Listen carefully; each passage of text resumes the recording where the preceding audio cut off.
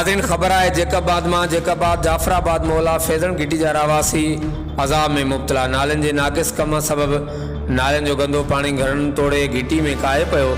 इंतज़ामिया अघूर निंड सुतल है। रहवासिन वस वारन खां ठेकेदार खिलाफ़ कार्रवाई जो मुतालबो किया है। जी नाज़रीन जेकाबाद में अवां सां ख़बर जी आगाही शेयर क्यों पिया।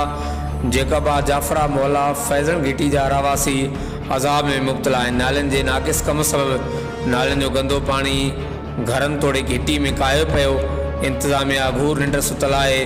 रहवासिन वस वारन खां ठेकेदार खिलाफ़ कार्रवाई जो मुतालबो किया है। हर वक्त आगाह लाइ ॾिसंदा रहो GTN वेब न्यूज़।